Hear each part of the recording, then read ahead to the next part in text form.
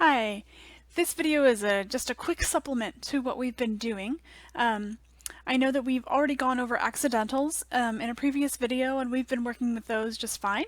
So remember that we have flats which will lower a pitch by a half step and sharps which will raise a pitch by a half step. We also have natural signs, and naturals mean that there's no sharp or flat on the note, but we use these natural signs whenever there has previously been an accidental on a note. So it resets the note to its just normal, regular form. So you don't have to use a natural sign if you just want the note to be played as is. If it's just an A and you want it to be an A, you don't need to use a natural sign. But if you previously had an A sharp, then you'd want to use a natural sign to make sure that you indicate it's just an A this time.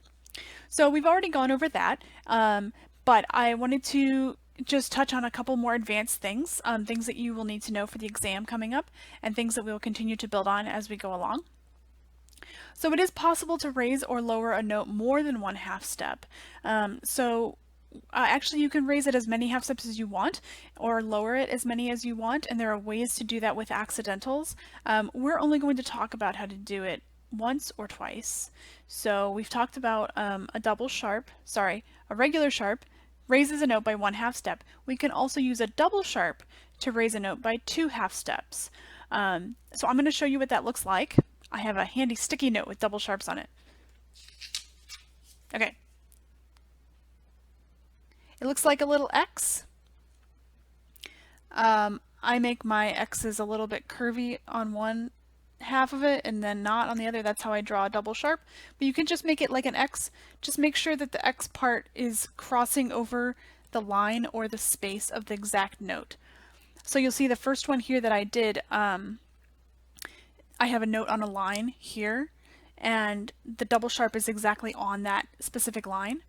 And then the second one I did, I have a note on a space, and the double sharp is filling that space. So that's how you need to make sure that it's exactly on that note. So in this case, both of these notes would be raised by two half steps. Okay, so that's how you do that if you need to do that. And sometimes this does happen in minor scales. You'll see this sometimes. So like if you have a harmonic minor scale and you need to raise scale degree 7, if scale degree 7 already has a sharp on it, then you need to raise it again. You would put a double sharp on it and it would look just like this little X. It would be incorrect notation to show two sharps in a row. That's just a little bit too confusing. So we always use this X to show the double sharp. Okay. There's a similar concept for flats. We can also have a double flat. So a regular flat lowers a note by one half step, and a double flat lowers a note by two half steps. And actually the double flat is easier to remember because there's not a separate symbol for it. You just add another flat to it. So it looks like this. These are double flats. So the first one here is a double flat on a space. So I've just put two flats in front of it. And you'll notice that the flats are filling up the space, and then the stem part of the flat is going above the space. That's totally fine. And then the line, the one on the line, has two flats in front of that. That's a double flat on a line, and both of the flats have the line going exactly through their middle. Notice how the flats aren't so big that they don't touch any other lines. They're not like taking up too much space. So that's a good way to write those. Okay, so again, if you have a double sharp, you use the little X. If you have a double flat, you just use two flats. So that's the correct way to notate these things.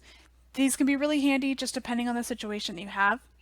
Like I said, we could have triple flats or triple sharps, or quadruple flats and quadruple sharps. Those get a little bit intense because remember, notation is there to help the performer.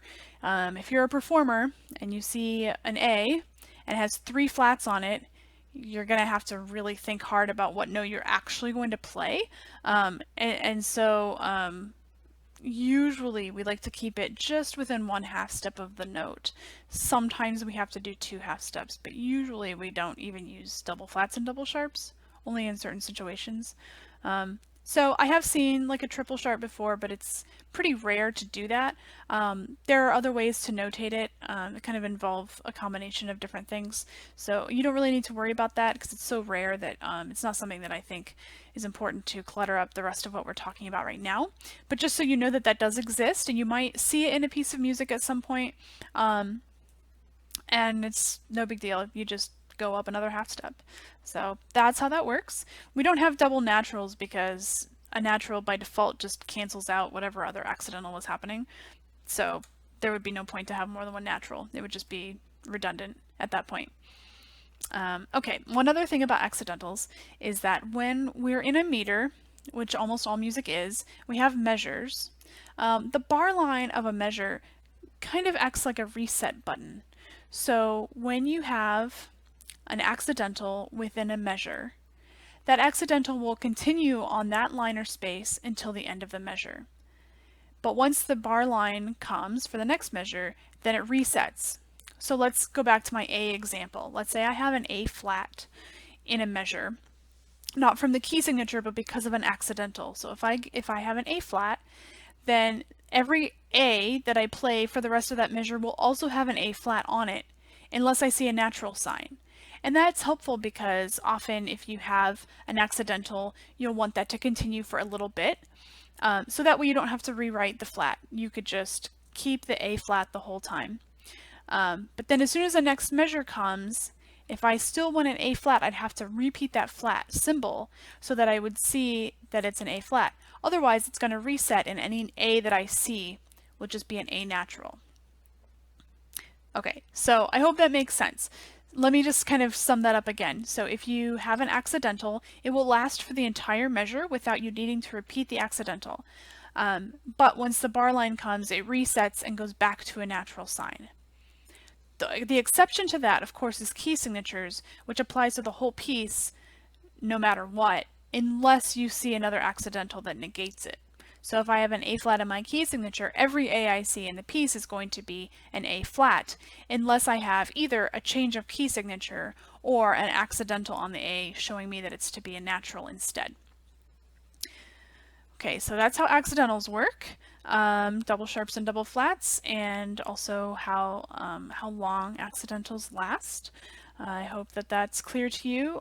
We will probably have some examples of this in the exam. You may see examples of music that have accidentals in them, and so just make sure that you are clear that if there's a flat or sharp or a double flat or double sharp in the measure, then any note that comes after that on that exact line or space will still carry that accidental even if it's not rewritten.